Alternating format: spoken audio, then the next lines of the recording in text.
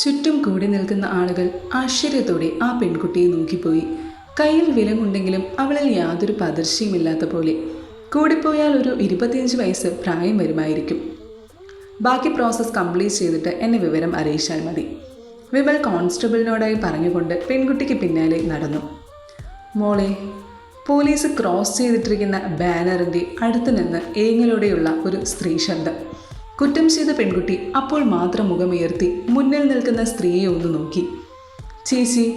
ആ നിമിഷം ആ പെൺകുട്ടി വിതുമ്പി കരഞ്ഞുപോയി. അവളുടെ ബലഹീനത ആ ചേച്ചിയാണെന്ന് അവന് തോന്നി. Who is she? നിന്റെ ചേച്ചിയാണോ ഇത്? വിമൽ അവൾക്ക് നേരെ ശബ്ദമുയർത്തി. കുറ്റം ചെയ്തവൾ പിടപ്പോടി വിമലിനെ നോക്കിപ്പോയി. പിന്നെ ഒന്നും മിണ്ടാതെ മുഖം കുനിച്ചു. ഈ പെൺകുട്ടിയും ചോദ്യം ചെയ്യണം. ശരി സാർ. കൂടെയുള്ളവരോട് പറഞ്ഞുകൊണ്ട് വിമൽ ജീപ്പിലേക്ക് കയറി. സ്റ്റേഷനിൽ സെല്ലിനകത്ത് തികച്ചും നിർവികാരതയോടെ ഇരിക്കുകയാണ് അവൾ. വിമൽ അവൻ്റെ മേശയ്ക്ക് മുന്നിലിരുന്ന് പലതരം ചിന്തകളിൽ മുഴുകിയിരിക്കുന്നു. വനിതാ പോലീസ് കുറ്റം ചെയ്തവളെ വിമലിൻ്റെ മേശയുടെ മുന്നിലേക്ക് കൊണ്ടുവന്നു. ഈ കുട്ടിയുടെ ബാക്ക്ഗ്രൗണ്ട് ഡീറ്റെയിൽസ് എടുത്തോ? എങ്ങനെയാണ് ഡീറ്റെയിൽസ് ഒക്കെ? ഉടനെ തന്നെ കോൺസ്റ്റബിൾ അവന് ഫയൽ നീട്ടി. എന്താണ് തൻ്റെ പേര്? പെൺകുട്ടി മുഖമുയർത്തി അവനെ ഒന്ന് നോക്കി. കുഴിഞ്ഞ കണ്ണുകളിൽ സന്തോഷം തളം കെട്ടി നിൽക്കുന്നത് പോലെ അവന് തോന്നി. നിദ്ര. ഓക്കെ, നിദ്ര എന്തിനാണിത് നടത്തിയത്? കൊല്ലാൻ. ഒരു പതർച്ചയുമില്ലാത്ത സ്വരം. പ്രതീക്ഷിച്ചതുകൊണ്ട് വിമലിന് വലിയ ഞെട്ടലൊന്നും തോന്നിയില്ല. എന്താണ് കൊല്ലാനും മാത്രമുള്ള പ്രശ്നം? ഈ ലോകവും നിയമവും ഒന്നും ആരുടെയും ജീവൻ എടുക്കാനുള്ള പെർമിഷനൊന്നും നിങ്ങൾക്ക് നൽകിയിട്ടില്ല. അത് പറയുമ്പോൾ വിമലിൻ്റെ സ്വരം നന്നേ കനത്തിരുന്നു. എനിക്ക് കൊല്ലണമെന്ന് തോന്നി. ജീവിച്ചിരിക്കാനുള്ള ഒരു യോഗ്യതയും അവനിലില്ലെന്ന് തോന്നി കൊന്നു. കാരണങ്ങളാണ് അറിയേണ്ടതെങ്കിൽ നിങ്ങൾ വലിയ പോലീസുകാരല്ലേ, അന്വേഷിച്ചോളൂ. അത്രയും ഒരു പതർച്ചയുമില്ലാതെ പറഞ്ഞുകൊണ്ട് വിമലിൽ നിന്ന് നിദ്ര മുഖം മാറ്റി. ആ നിമിഷം അവളുടെ മിഴികൾ നിറഞ്ഞതുപോലെ. നിദ്രയുടെ ദേഹം ചെറുതായി വിറയ്ക്കുന്നുണ്ടെന്ന് അവന് തോന്നി. കാരണം അത്രത്തോളം ചെറിയൊരു പെൺകുട്ടിയാണത്. എങ്ങനെയാണ് ഈ പെൺകുട്ടിക്ക് ഒരാളെ കൊല്ലാൻ കഴിഞ്ഞത്? അതിന് മാത്രം എന്തായിരിക്കും കാരണം? സെല്ലിനകത്തേക്ക് തന്നെ കയറ്റിക്കോ, വിമൽ കോൺസ്റ്റബിളിനോടായി പറഞ്ഞു. എന്നാൽ അതിനു മുന്നേ നിദ്ര സെല്ലിനുള്ളിലേക്ക് കയറി കഴിഞ്ഞിരുന്നു. കോൺസ്റ്റബിളും വിമലുമൊക്കെ ഒരു നിമിഷം ഇതെന്തൊരു പെൺകുട്ടി എന്ന് ചിന്തിച്ചു പോയി. മേശയിലിരിക്കുന്ന ഫയൽ വിമൽ എടുത്തു നോക്കി. പേര് നിദ്ര രഘുനാഥ്. വിമൽ ആ പേര് ഒന്നുകൂടി പറഞ്ഞു നോക്കി. എവിടെയോ കേട്ട് മറന്നതുപോലെ. നിദ്ര Raghunath, daughter of Raghunath and Vasundhara. പഠിച്ചതും വളർന്നതുമൊക്കെ ബാംഗ്ലൂരാണ്. ഒരു ചേച്ചി, പേര് സത്യ. നിദ്രയ്ക്ക് വയസ്സ് 26. ബാംഗ്ലൂരിലെ തന്നെ പ്രശസ്ത ഹോസ്പിറ്റലിൽ ഹൗസ് സർജൻസി കഴിഞ്ഞു നിൽക്കുന്നു. അമ്മയും അച്ഛനും ഡോക്ടറാണ്. ഇപ്പോഴും ബാംഗ്ലൂരിലെ ഹോസ്പിറ്റലിൽ വർക്ക് ചെയ്യുന്നു. ബട്ട് ചേച്ചി സത്യ, ഷീ ഈസ് ഡൈഡ്. 26-ാം വയസ്സിൽ സത്യ മരിച്ചു. ഇന്ന് 2 വർഷം കഴിഞ്ഞിരിക്കുന്നു. Some spelling mistake. വിമലിൻ്റെ മനസ്സ് മന്ത്രിച്ചു. ആ പെൺകുട്ടിയുടെ അമ്മയും അച്ഛനെയും എത്രയും പെട്ടെന്ന് ഇവിടെ എത്തിക്കണം.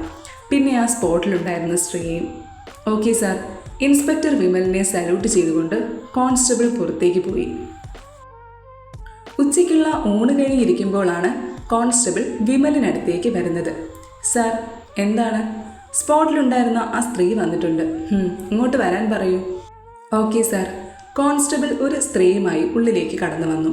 വിമലിനെ കണ്ടതും അവർ 2 കൈയും കൂപ്പി നിന്നു. വിമൽ അവരെ ഒന്ന് നോക്കി. കാണാൻ വെറും 30 വയസ്സിനകം മാത്രം പ്രായം. സാധാരണ ചുരിദാറാണ് വേഷം. പക്ഷെ ചെറിയൊരു മോഡേൺ ടച്ച് പോലെ. കലങ്ങിയിരിക്കുന്ന മിഴികളും. ഇരിക്കൂ, വിമൽ അവരോടായി നിർദ്ദേശിച്ചു. എന്താണ് പേര്? വിമലിൻ്റെ ചോദ്യം കേട്ടതും അവർ ചുറ്റുമൊന്ന് നോക്കി. നിദ്രയെയാണ് അവർ കണ്ണുകൾ കൊണ്ട് തിരക്കിയത്. നിങ്ങളോടാണ് ഞാൻ ചോദ്യം ചോദിക്കുന്നത്. മേശയിൽ ചെറുതായി ഒന്ന് തട്ടി അവരുടെ ശ്രദ്ധ തിരിക്കുന്നത് പോലെ വിമൽ ചോദിച്ചു. ആ സ്ത്രീ പെട്ടെന്ന് ഞെട്ടി അവനെ നോക്കി. ഞാൻ ഗായത്രി. Full name Gayathri. ഈ ക്രിമിനൽ നിദ്ര നിങ്ങളുടെ ആരാണ്? കണ്ണൊന്ന് കുറുക്കി വിമൽ ചോദിച്ചു. ഗായത്രി വിമലിനെ തുറച്ചു നോക്കി. പറയൂ മിസ് ഗായത്രി, ക്രിമിനൽ നിദ്ര നിങ്ങളുടെ ആരാണ്? നിങ്ങളും നിദ്രയും തമ്മിലുള്ള ബന്ധം എന്താണ്? കസേരയിലേക്ക് ചാനിരുന്ന് കുറുകുന്ന മെഴികളോടെയായിരുന്നു വിമലിൻ്റെ ചോദ്യം. ഗായത്രി നീട്ടിയൊന്ന് ശ്വാസമെടുത്തു. She is not a criminal sir. അവൾ ഒരിക്കലും ഇത് ചെയ്യുമെന്ന് ഞാൻ വിശ്വസിക്കുന്നില്ല. പറയുമ്പോൾ ഗായത്രി ഒന്ന് വിതുമ്പിപ്പോയി. വിമൽ ശ്രദ്ധയോടെ അവളെ പഠിക്കുകയായിരുന്നു. പിന്നെ ഞങ്ങളാണോ കള്ളം പറയുന്നത്? തെളിവുകളൊക്കെയും അവൾക്കെതിരാണ്. അതുമാത്രമല്ല, ആ കുട്ടി കുറ്റം സമ്മതിക്കുകയും ചെയ്തിരിക്കുന്നു. വിമൽ പറയുന്നത് കേട്ട് ഗായത്രി അവനെ തുറച്ചു നോക്കി. No sir, no. നിദ്ര ഒരിക്കലും അങ്ങനെ ചെയ്യില്ല. വൈ? എന്തുകൊണ്ടായിക്കൂടാ? വിമലിൻ്റെ മിഴികൾ അപ്പോഴും കുറുങ്ങി. ഞാൻ ഗായത്രി, ഇവിടെ NHMSS ഹോസ്പിറ്റലിൽ വർക്ക് ചെയ്യുകയാണ്. എൻ്റെ പ്ലേസ് കോഴിക്കോടാണ്. കൊച്ചിയിൽ ജോബ് കിട്ടിയത് കൊണ്ട് ഇങ്ങോട്ടേക്ക് മാറിയെന്നേ ഉള്ളൂ. സെൻറ് മേരീസ് ചർച്ചിന് കീഴിൽ ഒരു വീട്ടിലാണ് താമസം. റെൻ്റാണ്. ഞാൻ വന്നിട്ടിപ്പോൾ 1 ഇയർ കഴിയുന്നു. ഓക്കെ, വാട്ട് അബൌട്ട് നിദ്ര? വിമൽ പേന കറക്കി ചോദിച്ചു. നിദ്ര രഘുനാഥ്. ഞാൻ വന്ന് കൃത്യം 2-ാം ദിവസം എൻ്റെ റെൻ്റ് ഷെയർ ചെയ്യാൻ വന്നൊരു പെൺകുട്ടി. ഒരുപാട് സംസാരിക്കുകയും എന്നോട് ഒരുപാട് അറ്റാച്ച്ഡ് ആവുകയും ചെയ്തൊരു കുട്ടിയായിരുന്നു അവൾ. അതുകൊണ്ട് തന്നെ I feel so good in her type of atmosphere. എന്തായിരുന്നു അവളുടെ ജോബ്? ബാംഗ്ലൂരിൽ ഡോക്ടറാണെന്നും അമ്മയും അച്ഛനും അവിടെ വർക്ക് ചെയ്യുന്നുവെന്നും ഒരു ചേച്ചി ആക്സിഡൻറ്റിൽ മരിച്ചെന്നും പറഞ്ഞു. ബാംഗ്ലൂരിലുള്ള ഡോക്ടർ നിദ്ര എന്തിന് കൊച്ചിയിൽ വരണം? പഠിച്ചു കഴിഞ്ഞുവെന്നും കൊച്ചിയിലെ നമ്പർ 1 ഹോസ്പിറ്റലിനെ പറ്റി ഒരു പ്രൊജക്റ്റ് തയ്യാറാക്കണം എന്നുമാണ് എന്നോട് പറഞ്ഞിരുന്നത്. ഹോസ്പിറ്റലിൽ പോവുകയോ ജോബ് എന്തെങ്കിലും നോക്കുകയോ ചെയ്തിരുന്നു അവൾ? യെസ്, ഞാൻ വർക്ക് ചെയ്യുന്ന ഹോസ്പിറ്റലിൽ വരികയും അവിടുത്തെ ഫെസിലിറ്റീസിനെ പറ്റി പഠിക്കുകയും ചെയ്തിരുന്നു. നോ, എന്നും എൻജോയ് ചെയ്ത് ഒറ്റയ്ക്ക് നടക്കാനാണ് അവൾക്കിഷ്ടം. എപ്പോഴെങ്കിലും നിദ്ര ഗ്ലൂമിയായി കാണപ്പെട്ടിട്ടുണ്ടോ? നോ സാർ, അവൾ ഒരിക്കലും മുഖം കറുത്തിരുന്ന് ഞാൻ കണ്ടിട്ടില്ല. അപ്പോഴേക്കും ഗായത്രി വിതുമ്പിപ്പോയി. മർഡർ നടന്നിരിക്കുന്നത് കൃത്യം 5 AM. ആ ടൈം നിങ്ങൾ നിദ്രയെ ഓർമ്മിച്ചില്ലേ? നോ, കാരണം ആ ടൈമിൽ ഞാൻ നല്ല ഉറക്കമാണ്. രാത്രി 10 മണിയോടെ ഞങ്ങൾ ഉറങ്ങാൻ കിടക്കും. നിദ്ര വേറെ ബെഡാണ്. അന്ന് നൈറ്റ് എന്തെങ്കിലും വിയേഡായി നിദ്ര ബിഹേവ് ചെയ്തിരുന്നോ? നോ സാർ, അവളുടെ എപ്പോഴുമുള്ള കുറച്ച് സംസാരങ്ങൾ മാത്രം. ഗായത്രി എങ്ങനെയാണ് ആ സ്പോട്ടിലെത്തിയത്?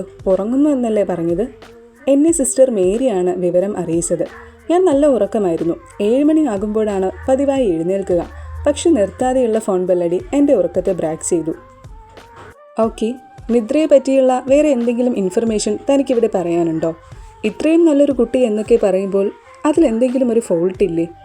വിമൽ സംശയത്തോടെ ഗായത്രിയിൽ കണ്ണുകൾ പായിച്ചു. നോ സാർ, ബട്ട് ഷുവർ, ഒരിക്കലും നിദ്ര ഇത് ചെയ്യില്ല. ഗായത്രിയുടെ കണ്ണിൽ ഒരു കടലോളം സ്നേഹം പോലെ. അവൾ മിഴികൾ അമർത്തി തുറച്ചു.